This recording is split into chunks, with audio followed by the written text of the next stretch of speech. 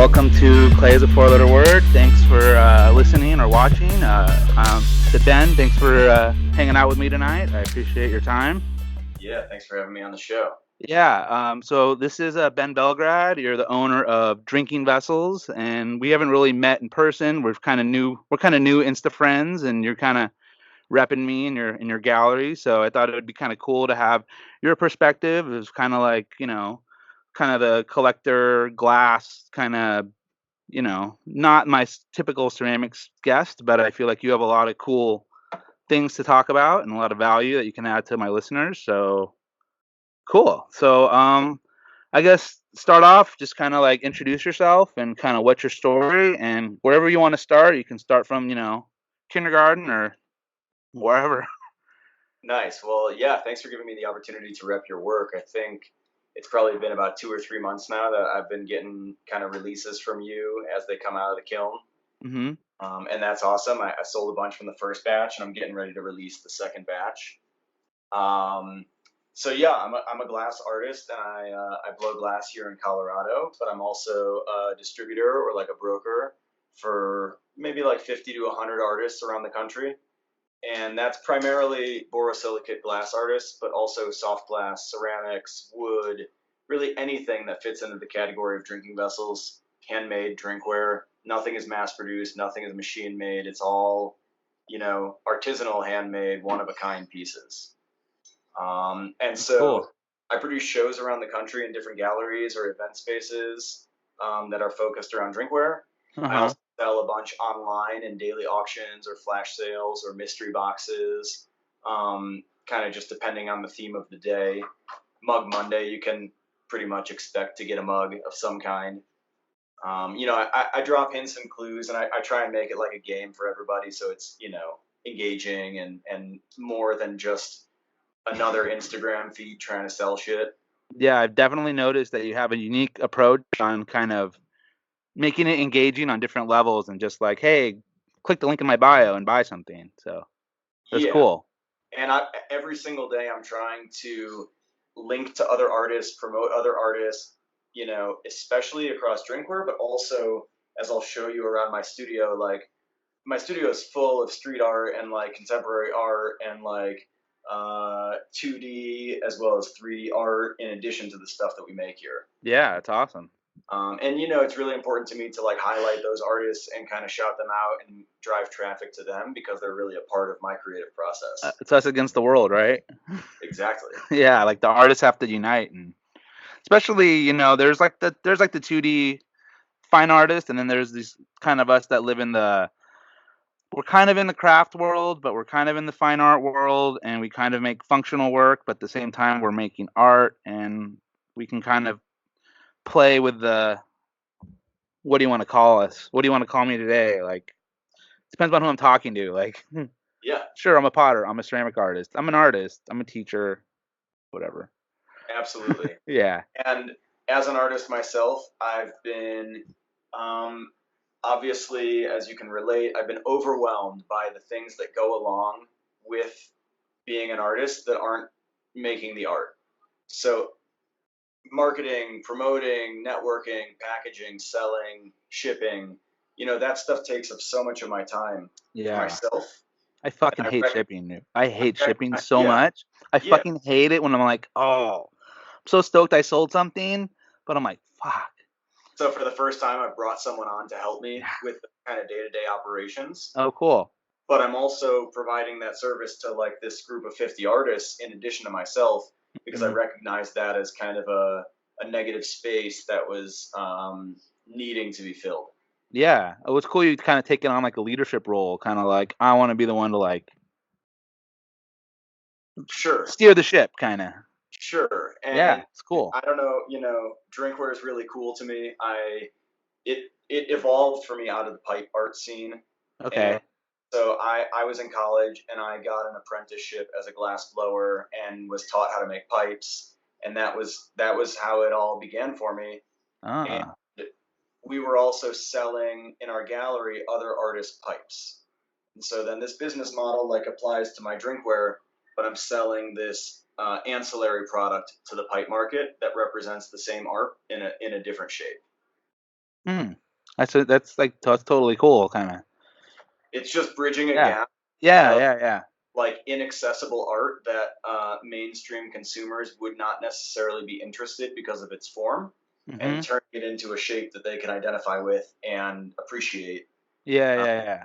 while still showcasing these incredible artist talents and works. So just like because people, not everybody wants to buy a pipe, so like make a Yeah, cup, and people, you can do the same art you're doing in your pipe, but do it in a different form. That was absolutely. kind of your. That's kind of. So is that like a thing that a lot of glass? Because I'm not that familiar with the pipe. With I with mean, I'm familiar with pipes on one end. You know what I mean? Like the user end, but I'm yeah, not really familiar with like the scene of the makers and stuff. Like I know like Jerome Baker. Like I know he's probably one of those popular guys that's like been around some old forever. And stuff. Yeah, and I did some glass blowing myself, but it was more like in a hot shop, kind of right. not on a lathe. Like I had a Right. I had a roommate that did that stuff, but he worked somewhere and did it. But anyways, so that's like a thing with like the pipe makers are starting to get into cups, or has that been a thing they've been doing for a long time, or? Before cups became a trend, it was very popular and still is for pipe makers to make matching accessories to go with their pipes. And Oh. some of those accessories are part of the smoking function, and Mhm. some of them are wearable jewelry or just all kinds of accessories that also thematically match their body of work. Yeah, yeah, yeah. And That's the most cool. common response that I get from pipe makers when I ask about cups is that, yeah, in their 5 to 20 year career, they've made cups for their family members for holiday gifts or for their friend's wedding, or, you know, these kind of like mainstream social Mhm. events or nuances. They have not made and sold drinkware in most cases. Mm. And so I found this niche, and I wanted to provide an outlet for them to be able to, have an audience, which for me is really growing quite a bit, That's trying to really cool. expose, this wide variety of artists, which now isn't limited to glass because there's this crossover. Hmm. I That's have, what's cool. The crossover, what I find to be the yeah, crossover is the best part. Is like get into people that wouldn't normally get into your stuff. That's kind of one of the things I'm trying to do with my sneaker mugs. I'm like, well, there's a huge sneakerhead culture. yep. So like, and it's, And I mean, I'm probably sure that's probably why it might be appealed to you because it was like a a little lot of more like pop art or. the pipe scene, kind of culture is Uh-huh. very into that street art, Yeah. and some of them like shoes and some of them like other accessories, but Yeah. it definitely plays into the similar interests of my group Mhm. of followers and collectors. Yeah. That's awesome. And that's what's pretty interesting for me is that it started off as just people who appreciated pipes and were looking at cups, and then it evolved to just people who appreciate cups, and now it's become this thing where it's not just people who appreciate glass cups or pipe themed cups, but really like this bigger picture, you know Yeah. culture. Yeah. So how did you? So you said you got started in glass in college. Did you go to college to blow glass or to do glass, or that was just kind of a thing that happened, or? No, I was in college and I won a raffle on 420 at a local head shop, and I met the guys who made the bong that I won, and I was like, "How do you learn how to blow glass?" And they were like, "We'll teach you." And I said, "I'm in college. I'm not really trying to be a glass blower. What were you going to college for? I didn't know." Oh, you were just like I yeah, okay. just to appease my parents and my grandfather who like Yeah, paid me to go to college. yeah. I like had to go to Did you college. graduate? I did. What was your major? I have the most arbitrary degree that there is. That I liberal arts? Well, so my program got absorbed into the liberal arts school, but I didn't take any of the prerequisites or requirements to get that degree. My school just shut down the year that I graduated, and I got grandfathered into a liberal arts degree. So, Congratulations. yeah, Cool. but like, Hey, you got the paper, right? and so I was apprenticing throughout my college career Yeah. in That last was one. probably where you learned more there than anywhere, I bet, in any class you took. I was helping to run a national distribution of this pipe company and like sell it in our retail gallery and help produce it, and it showed me really every side of it. That's awesome. What a great education what a good college education you got. But Yeah, not in class though. and that So I graduated school and I stayed in my college town for 2 years in Bloomington, Indiana, to Cool. continue apprenticing and working with my teacher. So it was kind of like an extended college. Yeah. Graduate school kind of post Yeah, back.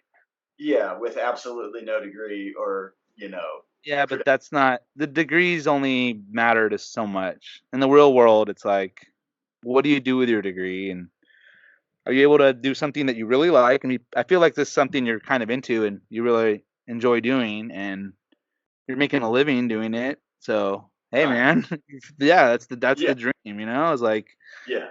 do something you're into. So, like, how did you start your? I mean, I can see you kind of have this cool collection. Like, how did the whole cup collection thing start? Right. So initially, I would just make my own cups and I would try to sell them. Uh huh.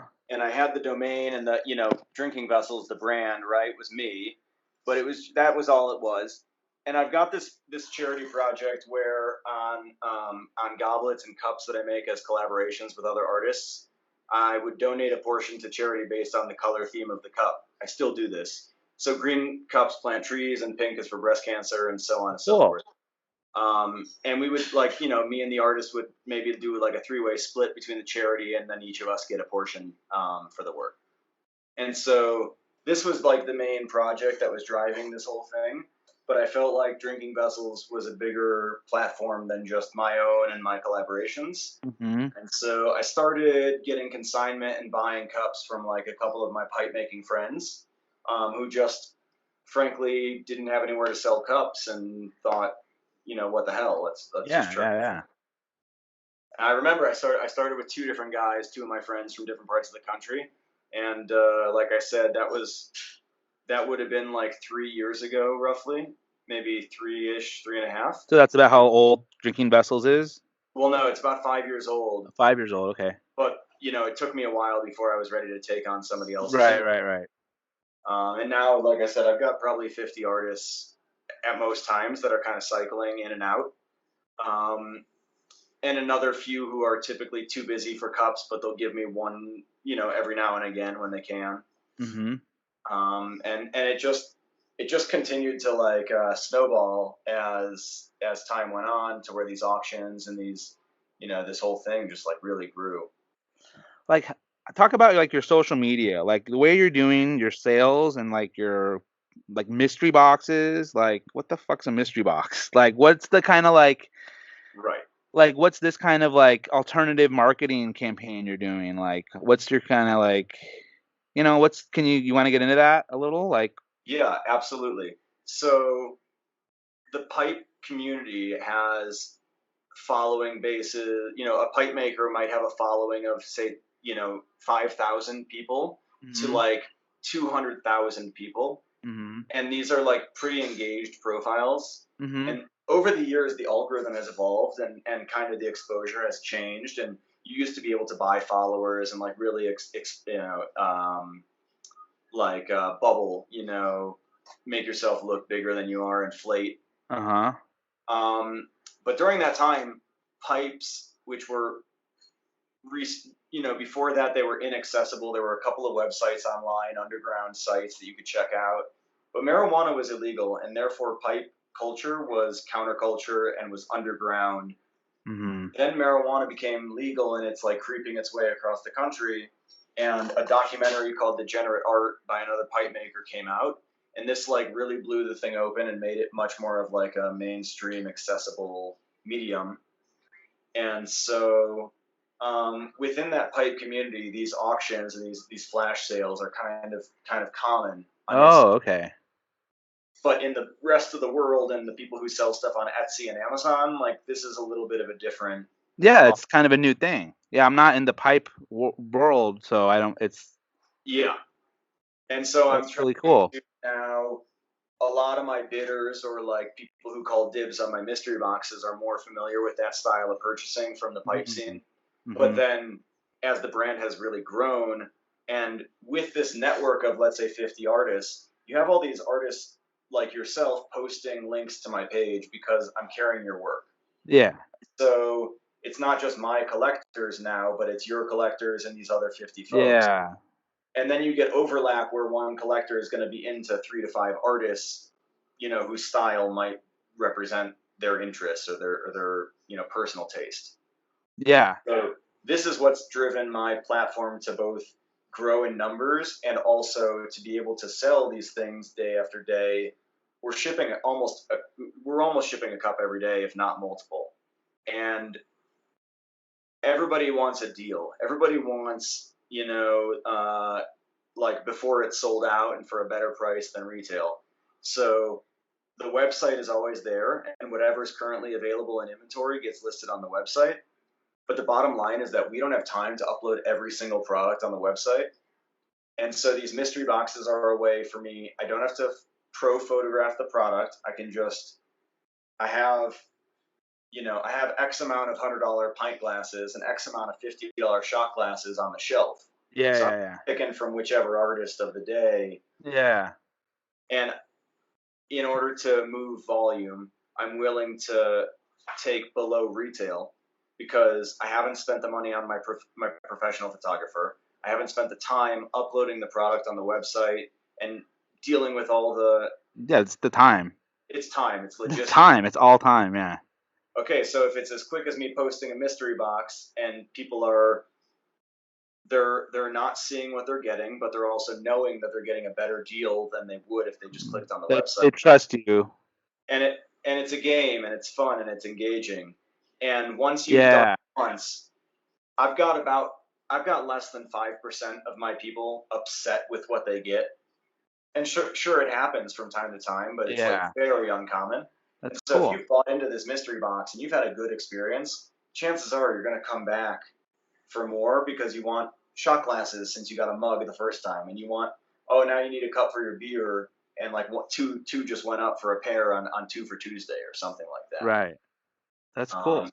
So it makes it a fun way to piece together a collection, and keep it exciting, keep it interesting. So how much time are you spending on social media? Like, do you plan out? Is everything planned out? Or are you like, Nothing is planned. you're just kind of like, well, you said you had Two for Tuesday. Is that a every Tuesday thing? Do you have like your weekly like things that you I do? kind of have a weekly regiment, but I'm also, up until 2 weeks ago, I'm one person running this entire business, and Oh, also I'm an artist, so I try to like make art yeah. sometimes. It doesn't happen often. Yeah. But 2 weeks ago, my graphic designer of 5 years moved here to kind of work with me developing this and help me with a little more administrative and creative direction so that I can work on producing and Mhm. working with artists like you to make sure everything's continuing smoothly. Yeah. Moving forward. And so he and I are talking about like a new campaign that's going to be kind of a cartoon, and it might be taking over my like feed on Instagram. But then the deals are going to be in my story, so that as you're clicking, more people watch my story. When you're clicking through, you'll see these Yeah. deals. Yeah, because you posted Um, quite a bit in your stories, right? yeah, I have almost 1,000 people watching my story every day. Wow. I'm not getting anywhere near that many likes or comments on my Mhm. feed, So and I so the stories are really helping you out a lot. in the current iteration of Instagram, yes, but as new updates happen and as people kind of evolve with this social media stuff, it's really always changing. It's this nonstop changing, evolving creature. Yeah, Instagram's really. I love Instagram, but it's weird sometimes. Like it's like I don't know these algorithms or these changes, or you try to post something and some things are popular and some things aren't, and I don't know if that even matters. But you're right. It's like always changing. What It's like a wave that you can't figure out, or like a freaking what I believe is that if a person is putting out original creative content and they're doing it in a way that's not just posting a picture and like a 2-word caption and like a dozen hashtags, but an yeah, actual a real engagement, a real yeah, um, like to the user, to the person viewing this, there's some call to action. There's something for them to do. There's something to get them thinking or interested in a different product, even if it's not the one I've posted. yeah. Yeah, I And know. I've been trying to like really think about engaging my viewers. For a while, I was like trying to really focus on writing more, like in my descriptions, to really like yeah, write some interesting content. to tell a story or just kind of explain my thought process. And then the last week or so, I've just been like, yeah, here's my shit. Here, I posted I mean, something today. I can't deny that when I post pictures of women in bikinis or lingerie with drinkware, my numbers soar and sex sells. Yeah. What I'm working on heavily right now is making my brand intersectional and representing all kinds of gender identities and sexual orientations and ethnic and racial backgrounds, which is a huge challenge living in Vail, a place in Colorado that's pretty much all white heteronormative people. Hmm. Um, but in going with that sex sells, I'm trying to incorporate all different walks of life and all different kinds of people. Yeah, that's Make sure good. that it's not just like objectifying women and that's it. Yeah, you got to get some dudes in there. Well, you haven't seen the picture of Seth in his speedo, but I'll send it to you when we get off this call. Okay, I'll send it to me and I'll post it right now. Yeah, yeah, I'll send that one So along. yeah, yeah. So But that's yeah, funny. we have fun with it, and I try to create this lifestyle through my photography that's not just product stuff in a box in a light box. I mean that's great for the website and Instagram, but it's also you got to see these cups in action Yeah, and and it's a enjoy the lifestyle kind of. lifestyle. Yeah, yeah. So who are your like? Would you say most of your customers are people that are coming from like the pipe connoisseur industry? Certainly, most of them are, but then there's this second dynamic of people who live out here in the mountains, for example, and maybe have like a really expensive wine collection or bar and want to decorate it with handmade drinkware instead of the same crystal that Williams I mean Sonoma or whatever, wherever whatever they get it from. whatever it is. Yeah, yeah, There's yeah. plenty of stuff out there. And when people see how unique these pieces are, it creates a different engagement. Like I was saying earlier, you're hosting a dinner party and you serve out of a decanter that's handmade and noticeably so. It has a different experience than just pouring somebody a drink. Yeah. It's a Yeah, conversation. yeah, definitely. I'm sure a lot of ceramic artists that are like ceramic artists definitely have the same kind of attitude of living with our artwork and living with our friends' artwork or other people's artwork, and it definitely adds to your life when you have like handmade objects around you that are actually like usable. Like I love drinking out of my like mugs. Like no, this isn't mine. Some of the mugs I use are these are my mugs that I use are usually my like seconds, but it's nice to have some like not seconds from other people. I'm like Yeah, this is freaking beautiful. Like this one is a Phil Matthews, and it's like freaking. I don't know if you can so see it, awesome. but Oh yeah, yeah, it's just oh like yeah. freaking the way that glaze just hangs right there, or it just kind of beads and just ready Yeah, to drip but not dripping. Like the lines and the different line qualities on there. Like the yeah, texture, that's texture. what's so cool. Yeah. Yeah, that's what's so cool about like living with handmade objects. So it's cool that you have this like you're coming from the glass side, but it's the same. I'm sure a lot of the glass people would appreciate with like ceramic stuff, and I know a lot of the ceramics people would like the glass stuff. So this is the mother of a glass blower. She weaves on a loom, and I got a Awesome. handmade wallet. Nice. And it's like trying to incorporate handmade and artisanal craft into my life in as many ways as possible. Yeah. It's directly supporting people who are doing what I'm doing and who are in the same boat as us. Yeah, and those objects have more meaning, and you're less likely to like throw it out and get a new one in a couple days or weeks or months because when you buy just crap that's mass produced, it's like, oh, it's got a little chip or it's broken, I'll just throw it away instead of like, oh, I could try to glue it or keep it. I don't know. Well, It's definitely nice to have the people that appreciate the handmade and that you're kind of servicing them and I take giving them care an of outlet.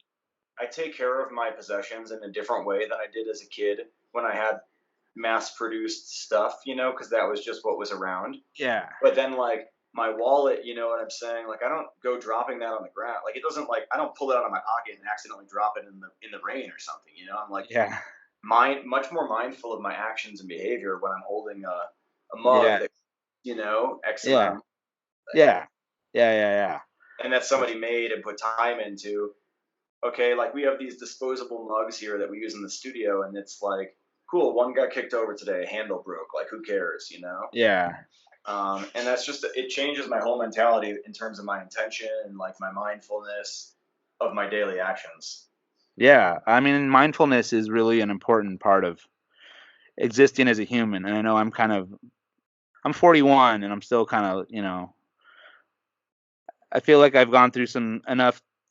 I wouldn't say I had like a mental breakdown, but I like to call it, I had like a mental breakthrough a few months ago. And it was just like, wow, like mindfulness is a really important aspect. And we just kind of need to know where our thoughts are sometimes and realize how our thoughts impact us and impact other people and how we can control our thoughts to a certain degree and like get out of those negative headspaces because I will sometimes get very down on myself or I'll get very negative or like I have before today, like before we had this conversation, we were supposed to start at 9 and things happened and my things got off and like I'm like trying to put my kids to sleep and I'm like I feel myself like getting to that point where I'm just like I'm gonna like smother a child.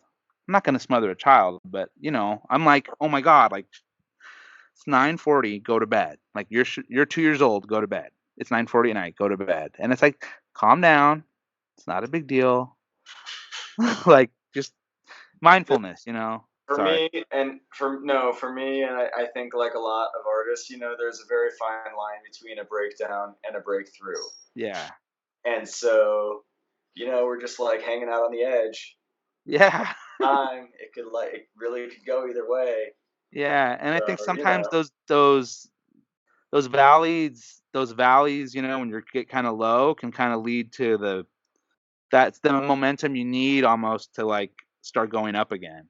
Like so it's almost like in so I'm not a very experienced glass blower, but I did take 2 semesters of glass yeah, blowing at Cal State Fullerton, and I had one semester with Joe Cariotti, who I think do you know who incredible, Joe Cariotti is? of course, Yeah, I don't incredible. even know. He's a big deal in this glass world, He or is, he's known.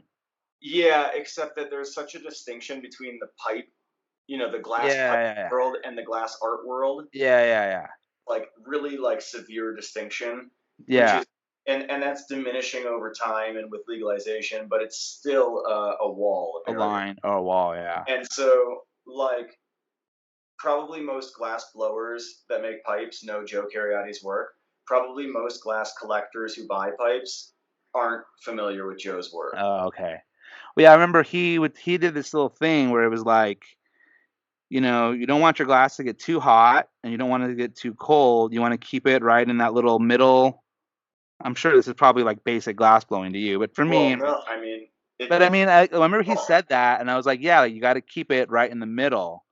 But then going back to like the breakthroughs, like to me, sometimes it's like if I stay in the middle too long, I get kind of like, I mean, it's good to be in that middle spot where I'm like, I'm not too high, I'm not too low, but then sometimes I feel like I get low, and then that really gives me momentum to really move forward and have those like breakthroughs and really, like I said, the not the breakdown, but the breakthrough to like, oh wow, like self realizations and kind of like, wow, like the older I get, the less I know about everything, and like, Yeah. and I guess that's probably the good thing is just becoming more like humble and self aware and like, you know, mindful. Yesterday I was making this cup, Sweet. and it was awesome, and then like the foot wasn't perfectly flat, Oh and no. unlike what you do, but what you just mentioned, like, so this is like over 1,000 degrees when I'm dealing with it. Yeah, yeah, So yeah, you can't just like stick your hands in there and like put it flat. And yeah. so I'm holding it with these claws from the top, and I'm like flashing the bottom with my flame, and then like trying to set it down to flatten it, and it just fell out of my claws and like shattered on the ground. And so I pulled off this foot, and I like remade this whole cup section Oh up no. top, and I like put them back together. And when I put them back together, it twisted a little bit, and so I had this like funky line right here in the stem. And so then I like took it apart again, and I like cleaned that up, and and all this is like hot, and it's like, I'm getting burned, Yeah, yeah, yeah. going through the whole gamble. It's rough, and Yeah, glass at is the same intense. time, years ago, I would have just said fuck it when it fell on the ground, and I just would have been done. I mean, Yeah. it would ruin my night and I would have been done. Yeah. Whereas now in my like, having moved forward from that point, I can just like, sure, I'm screaming a bunch of obscenities and I'm like causing kind of a scene in the corner, but But you're I moving feel forward. like I have a cup to show for it. Yeah, yeah, yeah. That's a really cool experience. That glass is so humbling in that way. Yeah, I remember like, at Cal State Fullerton where I went, the ceramics department and the glass department were like interconnected. So it was like the same building in the art department. It was the same building. So the glass blowers were right by the kilns that we used, the gas Yep. kilns. And like we'd be out there and we'd kind of watch them. And I remember like watching them, they were like always so into it and so intense. And you go to ceramics, people are intense, but people are a little more like, talking and conversating. Then I took glass and you realize like, yeah, in glass blowing, you can't like you can't be like, okay, I'm done for the day. I'm gonna wrap it up in plastic and put it on my shelf and like go home and come back tomorrow and work on it. In glass, it's like, no, like you're pretty much like you're working on this piece until it's done. And I know you can put it in the an oven or the annealer, but Right. still, it's like you're in the moment. And it's like you got to pee. Well, hold it because you're working right now. And it's Absolutely. very, it's very similar to ceramics in some ways, but it's so different in ceramics in so many ways. Well, the fact that it's an incredible material and process. you're with ceramics working on this like cylindrical and kind of circle axis, right? And you're like spinning. So Yeah, that's very similar. And if you that's apply pressure down here, you're gonna yeah, I mean, you can anticipate where your movements would go. yeah, Same thing with tooling glass and with gravity and all that. yeah. It's Going from like, have you done ceramics? only like super minimal, Yeah. yeah, like Yeah, once. I think like Or, glass blowing and ceramics, like or like glass blowing and then like throwing on a potter's wheel. Like there seems to be similarities, but geez, it's so different. The process and I'll it's like show the you a fact little. that you can't touch it with your hands in glass. Like you can't physically put your hands on it. You can only use tools. Whereas ceramics is all about like hands and Right. So Rob's got this extension between the glass and where he's actually like holding it, but he can't stick his hands at that end part that's all hot and no. floppy and like manipulate it. It's Yeah. 3,000 degrees. And so like I've got these lathes, Yeah. right, and I can use those to spin the glass and then spray my torches at it to melt it while it's spinning on these big lathes. Wow. And let me step over here so I can give you kind of a view. I mean, this is raw material over here. Each of those is a case of different size Uh-huh. Wow. tubing and rod. Yeah, yeah, yeah. So you just got just all different sizes over here, pre-measured. Yeah. And kind of here's a studio shot, right? You got the two lathes and then three benches over here. We all share this pretty large kiln here. Scut? Scott, yep. Yeah. Ceramic artists love their scuts. Oh yeah, top of the line. Scut makes good stuff.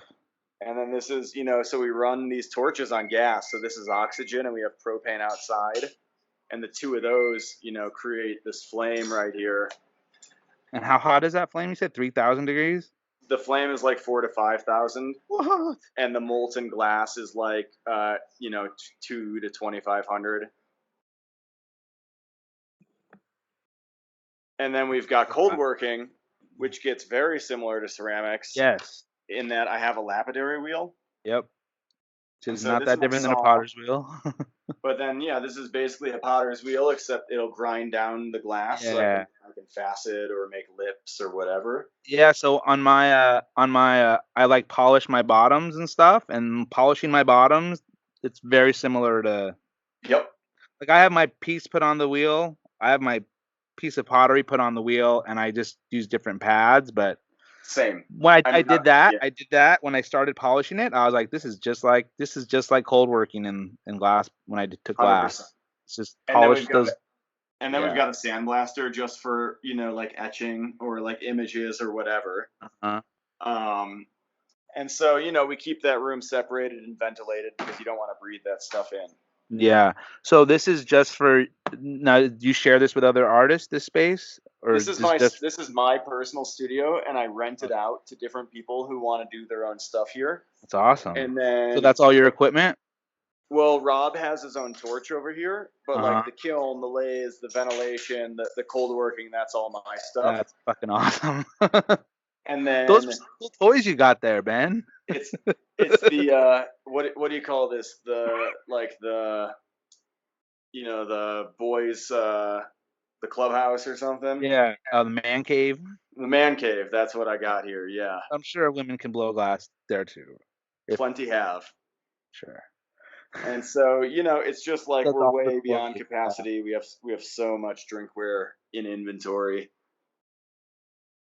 Wow. I'm buying glass almost every day. I'm selling glass virtually every day. Glass, ceramics, wood, whatever, Yeah. cups. Mostly I say glass, right? I say glass because yeah, that really you can see here. That's really the majority of what's in Yeah. inventory. Yeah. I Wow. mean, this is just like I said, about 50 different artists of So artwork. this is the stuff that's in your shop right now.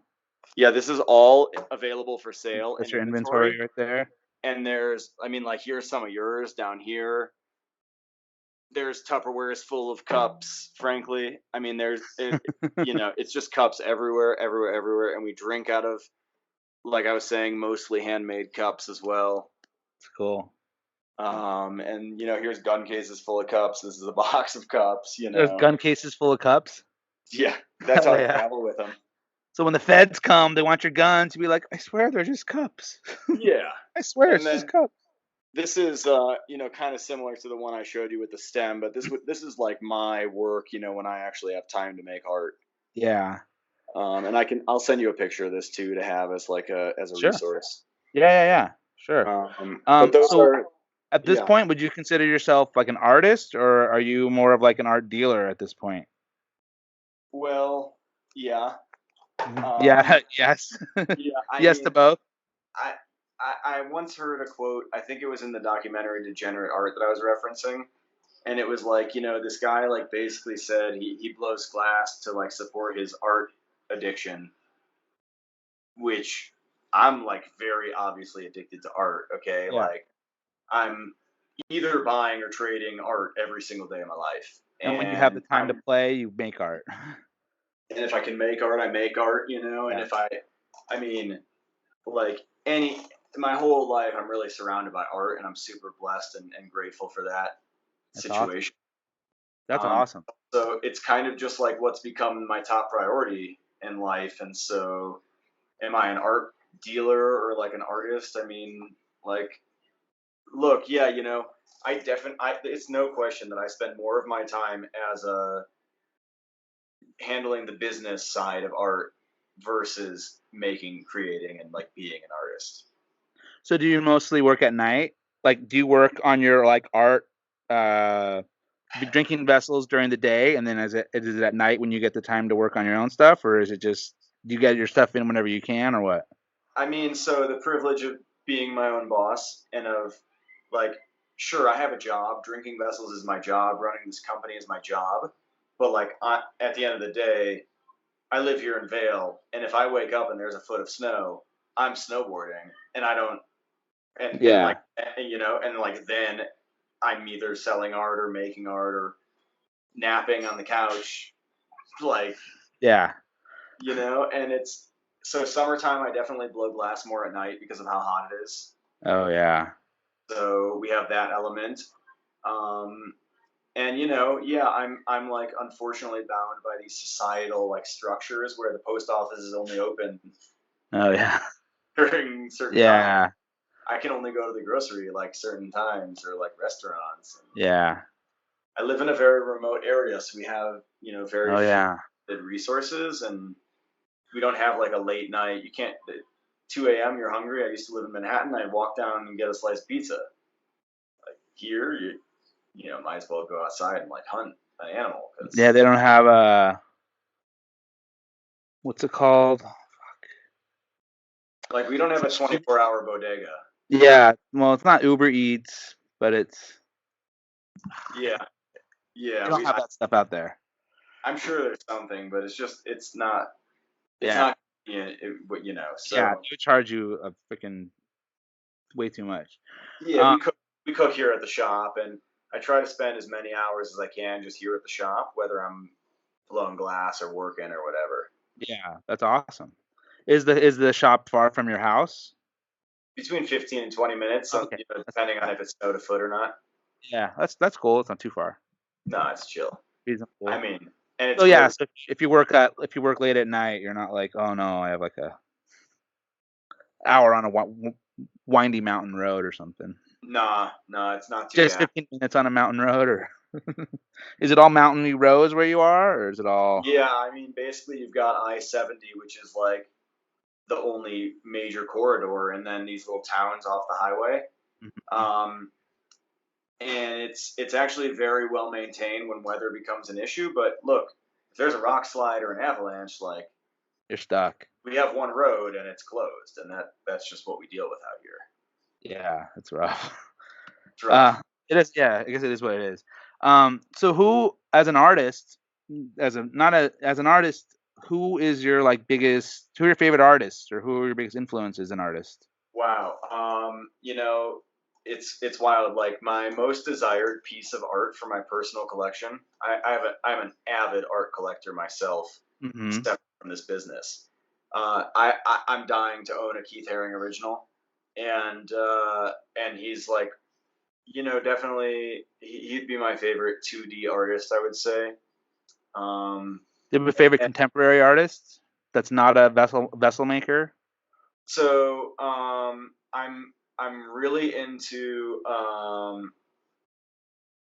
let's see. You kind of caught me a little off guard here, so I'm gonna have to think about it Sorry. first. So Uh, we can come back to it if you want. yeah, no, I mean, I could definitely list a couple of glass blowers that Yeah, yeah, yeah. my teacher goes by Huffy, Huffy, Huffy Glass, out of Indiana, and he's one of my favorite glass artists of whether it's pipes or cups or anything. Mm-hmm. Banjo is probably like one of the most popular, if not the most popular pipe maker. Banjo. Banjo, Okay. and he's really been pushing the boundaries of the medium. Cool. And then, like from a Venetian goblet standpoint, you've got these guys like Robert Mickelson, and then beyond him, like Cesare, these Italian guys who have really taken Venetian goblet making to its highest or like pinnacle experience. Cool. And Yeah, I those, still have some friends that are in the glass that are kind of glass blowing, like doing the fine art glass blowing thing. That yeah, I'll be sure to like tell them to, hey, listen to this podcast because we talk about glass. yeah. Cool. And I'm really into Jen Stark's work. She's a contemporary artist that's based in LA currently. I got in touch with her and did like an art trade, and she sent me an artist print that's pretty large, and I sent her like an assortment of kind of like glass things I had made. Um, and I really I like to trade a lot. I'm much more into that. So Yeah. I'm always that's kind of always something I'm pursuing with artists. Yeah. Um, and Yeah, I mean, my one of my really good friends who's done a lot of the painting in my studio is this guy named Wigged Out Art, and he's kind of taken a contemporary art, like a painting 2D take on the pipe art motifs, Hmm.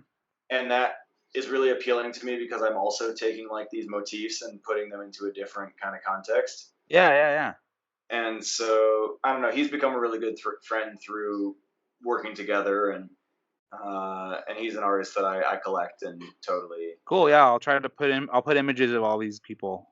I just cool. told myself I just said it on here, so I have to do it now. So And then I'll try to find images of these guys and try to add them to the podcast because it sounds really interesting. I'm kind of yeah, excited to and check them out. I can send you links. I mean, I'd say one of my best selling and kind of my most unique artists that I represent is this guy called Salt, and he's from Austin, Texas. And he creates these characters that have like teeth and eyeballs and just like really human-esque features, Hmm. but in a character or a monster or creature kind of a way. With their cups. They're cups. Well, if a person sees them, they don't really even realize that it's like glass or that glass could be made into something like Oh this. wow. Which is just like so gruesome and like realistic. it's sometimes unexpected for people who have a Yeah. different preconceived notion of glass. Yeah, definitely. This would be like, you can see the evolution. This one was from 2010. Oh wow. It's like a From fish this, or something? It's like a fish? yeah, I mean they're Like all a just like kind these of zombie wild. fish or something? Yeah, yeah. And so That's so cool. he's one of the most popular artists that I'm working with, and that's selling regularly for me, and kind of one of the more highly desired artists. And that's what's, back to a prior question, that's really fueled, artists like him that are on board have really fueled this following of people who are, really interested in cup collecting, and just having all different kinds. So what being a glass blower, I imagine you've probably had some good have you had some good burns and good injuries that you can some good cuts and injuries and burns that you Yeah, can talk about? Because that's yeah, kind of a absolutely. ongoing question I've been asking. You probably can't really see it, but like my skin right here, I just like caught a hot end of a tube that fell out of a lathe, Is that and recently basically, or is that a scar? I no, haven't no, seen it no. yet. This is a scar from like years ago, like five Yeah. years ago Yeah, yeah, more. yeah. I see it. I mean, dude, it just fell out and just like sat there and just like burned me. And then just 20 minutes ago, I had to get something out of my kiln, and I'm actually not sure what temperatures you use for ceramics, but my kiln's at 1050. 1050 is pretty low. I mean, we're not usually opening the kiln at 1050, but like usually, so ceramics like cone 10, which is like the higher end of what most people are firing, that's like 2350 something. That's like cone 10. Yeah. Uh, so that's kind of like that's about as, I mean, people go past that, but cone So 10, like which is as a reference, just is like, for the non-maker people, or like the not familiar people, your yeah, oven at home that you cook a pizza in is like 3 to 400 degrees, yeah, and 500 so, max. right, like you stick your arm in the oven to get your pizza, like that's pretty fucking Pretty hot. hot. Yeah. Okay, so 1050 is not pleasant, No, no, no, no. and No, I typically remember I'll, in glass blowing, opening the kiln to put the things in. It's like, hold your breath. Ooh, okay, did it. yeah, and your whole body like absorbs Yeah, it. yeah, yeah. So I Ceramic wear, artists that do, there's a process called raku. Have you ever heard of raku I have, ceramic? yeah, Yeah. So people that do raku know exactly what you're talking about. Because in they're, raku, we're opening the kiln at like 15, 16, 1700 degrees. oh yeah. And but like usually you have some kind of safety equipment. You should have at least a pair of safety glasses and a pair of gloves. So Kevlar is like my protective layer, and Yeah. I'll wear like sleeves and gloves. Yeah. And I didn't have them on because I was just grabbing something out of the kiln and then Just real dealing with it. quick. Yeah. Well, my buddy opened the kiln door and I stuck my arm in, and I had a complete change of mind and like burned the shit out of my arm, and had like, say, it's like a daily occurrence with glass. Yeah. What really frightens me, or like what really gets me kind of freaked out, is cutting myself Yeah. like on a sharp edge of glass. Mhm. So in my studio, I am adamant, and like sometimes even like over the top, about polishing your tips so that you don't accidentally grab, or so that I don't accidentally grab your sharp end. And so I like make everybody who works here polish their tips, and some people get pissed off at me because it's kind of annoying, like an extra. Nobody wants to get cut. Yeah, when I unload my students' work in the high school, sometimes they're glazed drips at the bottom. So sometimes like you'll have like a glazed drip right here at the bottom, Uh and huh. that's like the glaze is pretty much glass, more or Yeah. less. Yeah. And yeah, those little sharp things will be right. Those little grab a cup and the bottom I've got so many cuts on my hands, like little cuts. Sometimes they're bad, Yep. sometimes they're not that bad, but Yep. like I unload the kiln sometimes, and it's usually student work that I'm cutting myself on, and then I'll like take it out and I'll be like, hey, careful, that piece has needs to get ground, and then a kid will grab it. I'll be like, oops, sorry, and then they're bleeding, and I'm like, I got band-aids. Sorry, Yeah. kids. Yeah. We got a first aid kit with Yeah, some stuff. rub some dirt on it. Yeah. Have you had any so I know you said you had a piece that you kind of lost. You lost but you saved. Have you had any other big like disasters of just Oh yeah. like any like significant ones that stand out as like a lot of work or Yeah. Clay is a four-letter word, and glass might as well be. It's kind of where yeah. I got it. Like, Shit, man. One time I was working in my teacher's store back when I was in college, and I like pulled a piece out of the case and just totally shattered this piece, because it bumped on something, and it was like a few $100 piece. And Oh, there's also I've broken one very expensive piece in shipping.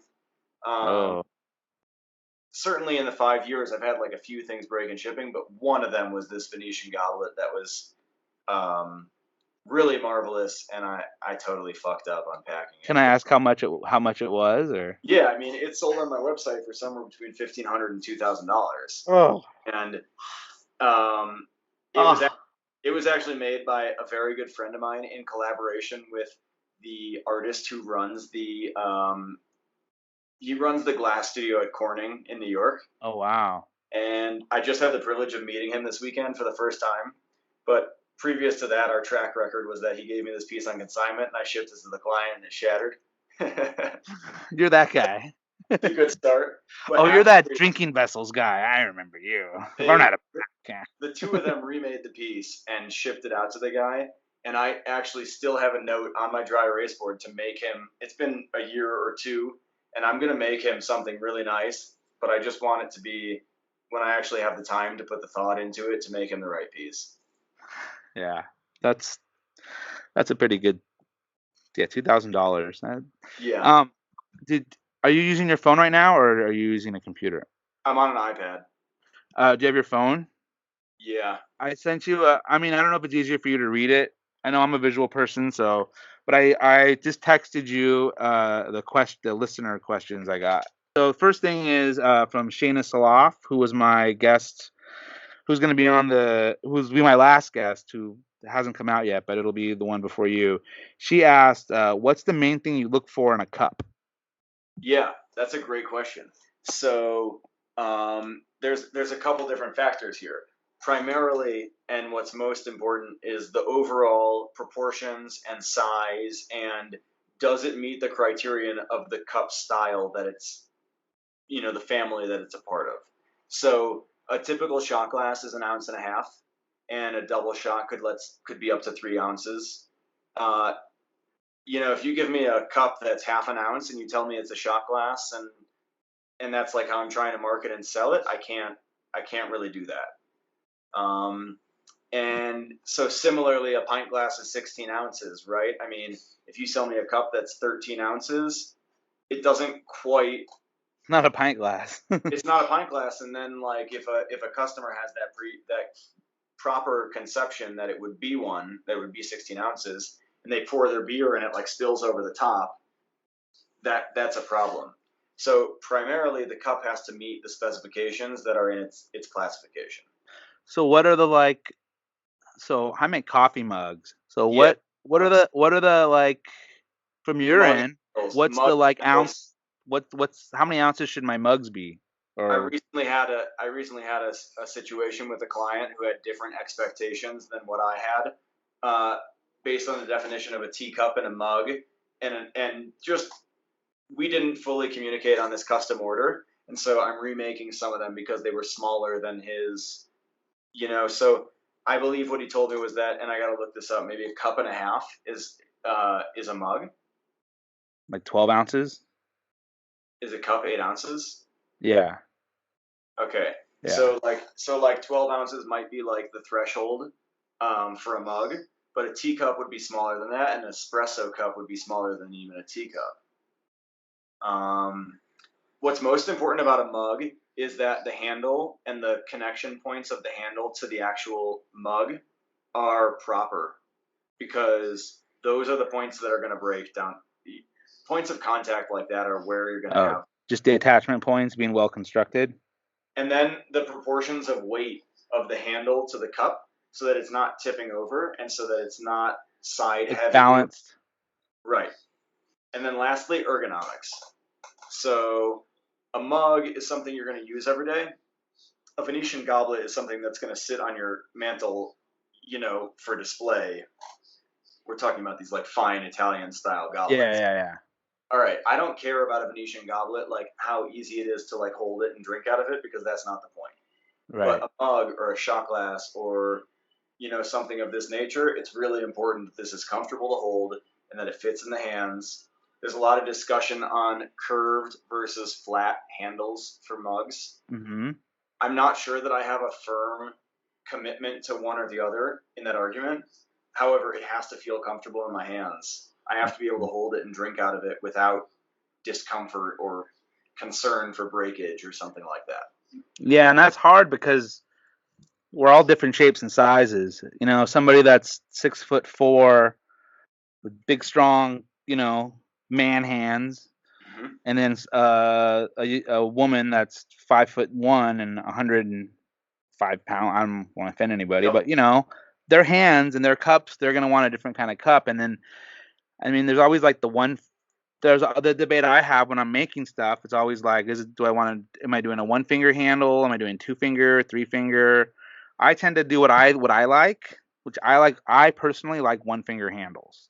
For Okay. me, and I realized that not everybody likes one finger handles. So I had to kind of be like, oh, I need to kind of like diversify my handles because, And that's what's great for me as a marketplace is that you sent me like 4 or 5 Rubik's Cube cups, yeah, and all of them have slightly different handle yeah, shapes. And one person is gonna, somebody messaged me like, do they all have that goofy handle? Because they saw a picture of one of them. yeah, Like, what's goofy to one person might be somebody else's exact shape of their. yeah, And yeah. so it's There's it's so many like great. different. It's great to have variety, and it's great. But what's most important is like those contact points where you connect the handle to the mug. It's less about the shape of the handle, so sort of. Yeah. Cool. Yeah, But that was a lot of good insight about cups yeah, and handles. and ergonomics are huge because people are using these things, and Yeah. so function is very important. Yeah, it has to feel good. Yeah, Yeah, because mugs otherwise. are, I mean, people love coffee or tea, whatever, but they drink their coffee or tea I mean, that's part of your life on a daily basis. And Yep. some people use the same mug every day. I know when I'm at work, I have the same like one or two mugs I use. At home, I have a rotation, but Yeah. yeah, that's definitely part of, like you were saying before about you know, do people have at their dinner parties, are they drinking wine out of handmade glasses, or they made it to make them out of, just mass produced? So definitely, ceramic artists are definitely big time mug and cup collectors. This is one that's from Five Lines Pottery Studio. She said, "Can you describe your favorite ever drinking cup that you've ever had?" Yeah. So I don't have it here because I'm at the studio and I keep Mhm. my personal collection at the house. Yeah. I frankly just don't have any more room here. Yeah. So this is a cup design from a friend of mine named Stephen Pierce, Wow, that and this one's is actually his cool. latest mug. The handle right here is hollow, and so the liquid would drain kind of Wow. like up and through. He's a pipe maker. So he's a pipe maker, and this is kind of a traditional bubbler shape. Yeah. And you could imagine like a Sherlock mouthpiece coming off of here, and like the bowl right here, and then Yeah, yeah, yeah, yeah, right. yeah. And he's just adapted that into this badass mug style. That's really cool. And so I own one of these that he made with our friend Salt that I Oh referenced yeah, earlier. yeah, yeah, yeah, yeah. And so it's got kind of like eyeballs and a face, kind of a character carved into the body of it. But the handle over here has these indents for each of your fingers going down the inside. And frankly, it's my favorite mug to hold. It's huge, so it can hold plenty of liquid, and you don't have to refill it all the time. And these are I think this product line is like my favorite design. Yeah, Um, that's a really cool mug. and That's a really cool form, and it just like the gets me hand, thought. and I love the colors and like the little black outlines. So like here's another one where he did a collaboration. And so we've got a friend named Todd who What? does this wood grain, What? right? So this is still that hollow handle where the liquid goes, and it's this Sick. badass mug, but it's that same similar shape, but it's Yeah, a totally different technique. it's amazing. And then I've got one more of them, which was a collaboration with our friend from Arizona, Ryan Jacobson. Yeah. And so this one's got the full rainbow pattern drawn. Is that like with marinis or? No, it's actually drawn with little stringers, Oh, and wow. you flip it inside out to get the magnification of each of these little patterns. So it's drawn on Right. the inside with clear glass over it. It's drawn over clear, and then you like flip the clear inside out to cover the color. Oh, okay. It's a pretty advanced technique. Yeah. I'm like, And okay, never mind. this section right here is like the artist's biggest section ever. Oh, wow. Oh, Like because he's doing that on pipes. most of his sections would be like this big, Wow. And that's all and drawn with stringers. it's just all drawn with stringers, Wow. like tiny little threads of glass that you're like, Yeah. yep, yep. Wow. So like again, this is that same kind of mug shape. It's my favorite design of a product, but it's cool that he showcases or features a different artist on each one. Yeah, that's super cool. Um, yeah, and then frankly, I like stemless cups. I think stemless cups are less likely to get knocked over or Oh, broken. yeah. Yeah. They're sturdy. Do you drink, do you, so with the glass mugs, do they hold the heat pretty well? Like compared to Yeah. like a ceramic mug for like coffee or something? So there's two different kinds of glass, Uh-huh. and there's soft glass like you did in college, and then Mm-hmm. there's borosilicate is a brand name for Pyrex is a brand name, Right. and And that's what you're doing, right? With the this is lathe what and we stuff? do.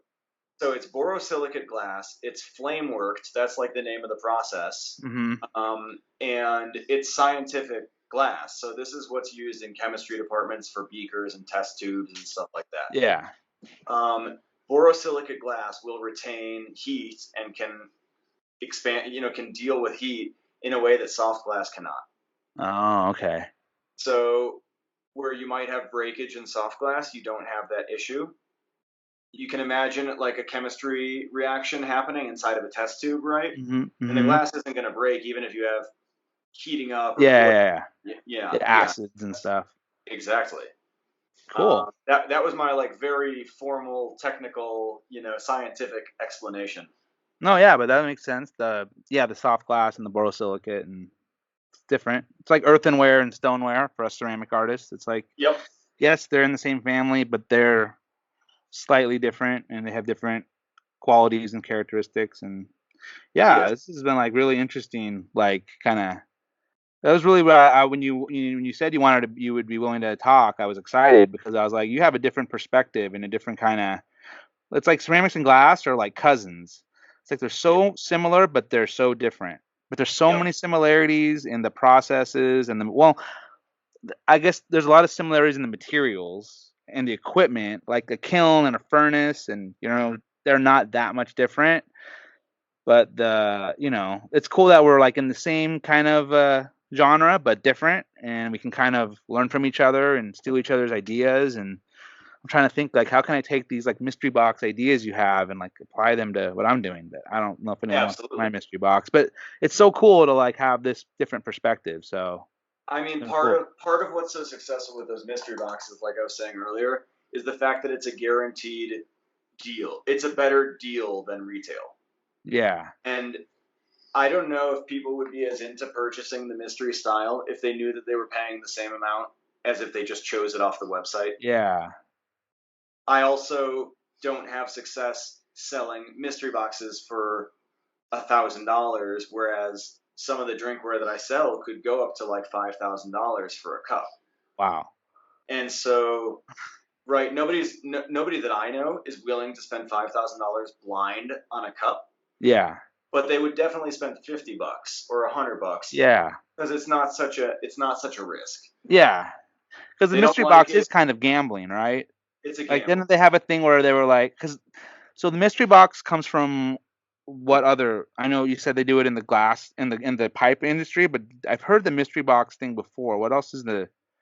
Are they doing mystery box and other like sales things? They've got these. I don't know what to call this like group of businesses, but right, it's like a subscription based business. You pay monthly, Oh yeah, yeah, yeah. and then like at the first of every month, you get a package that's like, you know, a bunch. Comic books or Yeah, pro yeah, yeah. wrestling or anime. Stickers and some swag and like merch and Yeah, okay, so like you don't know exactly what you're getting, but you definitely know it's going to be in this certain theme or yeah, and you're probably gonna whatever. get more stuff than you expected.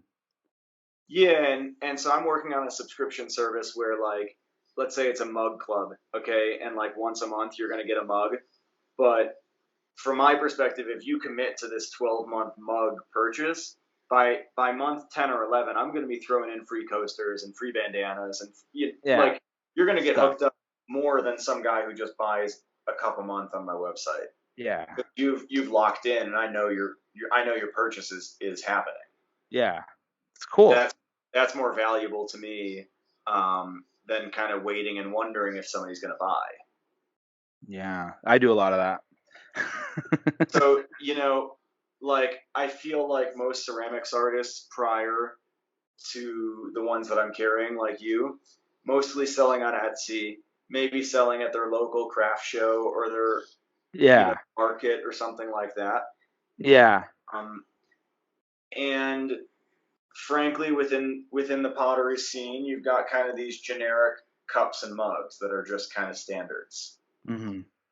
I'm hunting out the totally stand out, one of a kind, um, artists like yourself and Melissa Beth, the other ceramics artist I carry primarily. I'm Cool. looking for I'm looking for that kind of thing. That's way you're never gonna see this stuff on Etsy.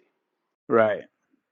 And tell me if I'm wrong, but Etsy seems like the biggest marketplace for For ceramic art. sure. Yeah. Yeah. I think a lot of people are on Etsy. I don't think that Etsy is necessarily driving the ceramic sales. I think a lot of ceramic artists, at least a lot of the ones that in my, like for me and people kind of that I associate with or interact with on Instagram, some of them use Etsy and some of them use their own websites. And I feel like the social media is what's driving the sales, and Etsy is just it's easy for people to set up an Etsy shop if you don't have a website or you don't already have that Yep. set up. Like Etsy's pretty much like just kind of follow the prompts and upload your work and um but definitely a lot of people are using Etsy. But I don't know if Etsy is really pushing a lot of new people. Or like I don't think like new people going onto Etsy as a ceramic artist that you're gonna get a lot of sales from Etsy. Like you need to push the sales on your own or Yep. through your own social media, and it's just a funnel, and it's just a Etsy's just the checkout, I think, for a lot of people, and Etsy Okay. takes their percentage. But if you have your own website, you're paying Process. you're paying, e-commerce fees anyway. So I Yeah. guess if you get to the point where you're making more sales on a monthly basis and it's cheaper to have your own website than Etsy taking their chunk every month, then Right. that's when you make the change. Or if you already, I don't know. I keep thinking about getting off of Etsy, but at the same time, I'm not really selling enough to justify paying a monthly or annual fee to have e-commerce to my own website. But I don't know, maybe one day. Hmm. I'll keep making shit either way. You know, So yeah, we're about an hour and 10 minutes in. So cool. why don't I? It's probably about the last question I got. Do you want to kind of just give us your kind of plugs for your website and how people can get Yeah. a hold of you? Or Yeah, definitely. So my Instagram is Drinking Vessels. You can see as much of the inventory as we have live at drinkingvessels.com. And then, random specials that get posted to, let's say, my Facebook page or on the website. I'm always popping in Easter eggs here and there. yeah, But Instagram is really where there's like daily kind of interaction and deal, yeah, and you can make purchases every day on Instagram. yeah, and you post and you do a lot in your stories. So Yeah, yeah, I your try to. stories are fun and interesting. I like the kind Thank of you. I kind of like the like I know when I see your stories, it's like okay, like you're not just posting like there's some content and intent behind what you're doing. So it's kind of fun to see what you're doing. And there's one more thing I forgot to talk about. We were going to talk about the Cubs. Uh, So I know I posted something about the Cubs. So my background is that my dad grew up outside of my dad grew up 10 blocks, 12 blocks from Wrigley Field, and he's 83, so he was there back in the day. And I'm from Southern California, but I've been brainwashed as a child. So what's your how are you a Cubs fan? yeah, so I grew up in the suburbs of Chicago, and my dad also grew up in the suburbs of Chicago, and he ingrained in me from a very early age how important the Cubs were. How old are you? And I was born in 1990. I'm Okay, so So you remember So Sammy like, Sosa, right? so The the thing Sammy, is, it's my the whole summer of child, Sammy Sosa. You were we 8. had promise. We were like competitive, but it never happened. Yeah, And yeah, when I was a kid, yeah, obviously we got one when I was an adult, yeah, but being raised as a Cubs fan is just this like continuing disappointment. Like you're just used to being let yeah, down, and yes, that was my whole childhood. And Bears, Bulls, okay, like yeah, that's important too. I mean, I grew up with the Bulls in the '90s. You couldn't, yeah. You got spoiled. it was Yeah, unfair. you could Michael Jordan. Yeah, Jordan, Pippen, Rodman, like the yeah. whole, the Tony whole, Kukoc, man. yeah. Horace Grant, Steve Kerr, But B.J. Armstrong, Bill definitely, Cartwright, Luke definitely Walton. my dad was more in. He'd take me to a bunch of games when I was growing up, but he was more into the Cubs, I think, than Yeah, any of the other. It was yeah. just a saga, man. Yeah. Yeah, I know. I got my cut my little 4-year-old. Like we're here in Southern California and I just started him in like T-ball. It's not like T-ball like not playing a game. It's just more like practice once a week where they're just kind of learning the fundamentals. And it's funny, everybody has like Angels and Dodgers stuff on and we roll up with our Cub stuff and they're just like, "Who the fuck is this guy?" And I'm Yeah, like, "Hey, how you yeah, doing?"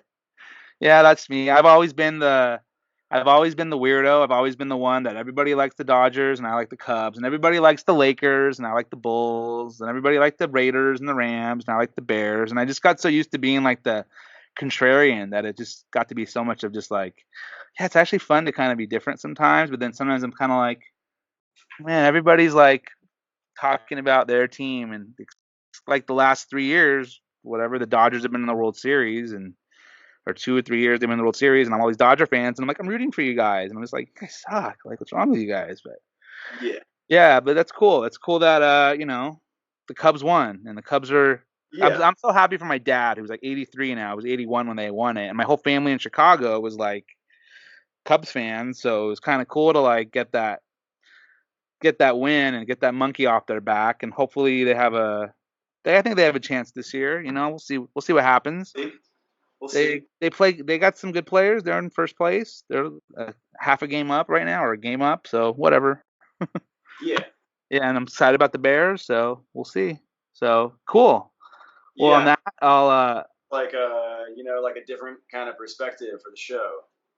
yeah, yeah, yeah. I mean, part of it is just like talking about our lives and our lives, how it relates to art and stuff like that. So cool. Well, I'm gonna stop recording, and I will see you on the other side of this. So thanks for listening to Clay is a Four-Letter Word, and uh, thanks again to my guest Ben Belgrad, aka Drinking Vessels. There'll be links below or on the screen right now, or I screened a minute ago. So cool. All right. Thanks.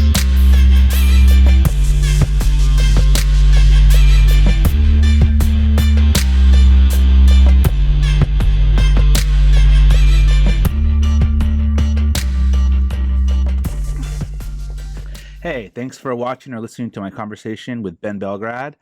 I find it interesting to get different perspectives, kind of people that live with or in the world of ceramics and clay. This is a big part of our lives. One of the biggest things in my life is being a ceramic artist and being a ceramic teacher. But just like everybody else, I deal with a lot of stuff, and I've dealt with some depression recently, and I kind of realize sometimes I go on these little tangents on the podcast and make myself a little vulnerable. But I think that's part of kind of why I'm doing this, is trying to put myself out there. So, anyways, if you're liking what you're listening to or watching, I hope you can subscribe on Spotify or Stitcher or iTunes or whatever uh, platform you're listening to it on, or if you're on YouTube, if you subscribe and leave comments and rate it, all that stuff I guess is important. I'm not making any money off this. It's just kind of something I'm doing kind of for fun and to reconnect, but I am on a bunch of those podcast platforms. I'm still got a bunch of stickers I'm giving away, so if you want a sticker, one of these Clay is a Four-Letter Word stickers, all you gotta do is direct message me on Instagram at Clay is a Four-Letter Word, and I'm happy to send them out to you. Just I I ask that you subscribe and comment, but if you just send me your address, I'll send them out either way. I'm not going to check.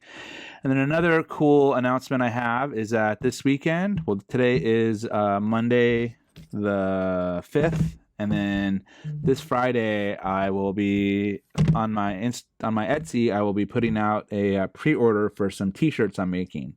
So I'll be making a T-shirt that is my Clay's a four-letter word logo with the kind of explicit lyrics style. That'll be a T-shirt, and I'm gonna have a second T-shirt available too. That's gonna be kind of similar but a little bit different. And those will be pre-order on Friday, and I'll have a pre-order up for a couple weeks, and hopefully by early September I'll be shipping them out. Anyways, thanks again to Ben Belgrad at Drinking Vessels or drinkingvessels.com for being my guest, and my wife and kids for putting up with me and allowing me to kind of do this. Next Tuesday I'll have another episode, so make sure I'm sure everybody's listening to this on Tuesday morning, right when it comes out. Follow me at Clay's a four-letter word or at Ryan Reich Ceramics on Instagram. My name is Ryan Reich. Thanks again for hanging out with me and Ben today on Clay's a four-letter word. Cool. Peace.